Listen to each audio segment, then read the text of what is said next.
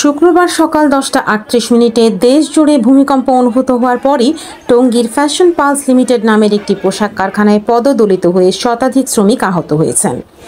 সাপ্তাহিক ছুটির দিন হওয়া সত্ত্বেও জরুরি ভিত্তিতে কাজ করার সময় এই ঘটনা ঘটে। জানা যায়, ভূমিকম্প শুরু হতেই ওই ভবনের 9 তলা শ্রমিকরা আতঙ্কিত হয়ে দ্রুত একযোগে বের হওয়ার চেষ্টা করেন।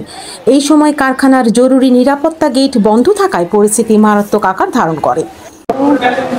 আমাদের গেট খোলা ছিল না, তো গেট দিয়ে নিচে দিয়ে পড়ে গেছিলাম।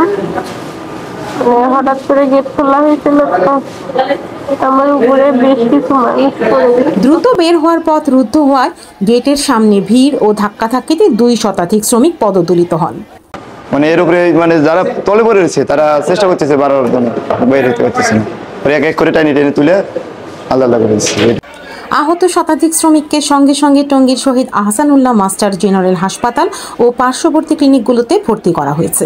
হাসপাতাল কর্তৃপক্ষ জানিয়েছে, আহতদের মধ্যে একজনের অবস্থা আশঙ্কাজনক হওয়ায় তাকে উন্নত চিকিৎসার জন্য ঢাকা মেডিকেল কলেজ হাসপাতালে রেফার করা হয়েছে। তো ভূমিকম্প পরবর্তীতে আফটার 10 মিনিটসের মধ্যে আমরা প্রচুর পেশেন্ট পাই। এই পেশেন্টগুলো বিভিন্ন গার্মেন্টস থেকে আসে। মেনলি যেটা হয়েছে, ভূমিকম্পের যে প্যানিক ডিসঅর্ডারটা, একটা যে প্যানিক সৃষ্টি হয়েছে, ওই প্যানিকেই আসলে হুড়াহুড়িতে নামতে গিয়ে, দৌড়াদৌড়ি করে নামতে গিয়েই হচ্ছে ওনারা ইনজুর্ড হন। আমরা সবাইকেই প্রাথমিক চিকিৎসা দেই। প্রাথমিক চিকিৎসার পরে আমাদের এখানে আমরা প্রচুর পরিমাণ পেশেন্ট অ্যাডমিট করি আমাদের হসপিটালে, যাদেরকে আমাদের কাছে গুরুতর মনে হয়েছে। এরকম কয়েকজনকে, 10 থেকে 15 জনকে আমরা উচ্চতর চিকিৎসার জন্য উচ্চতর সেন্টারে রেফার করেছি।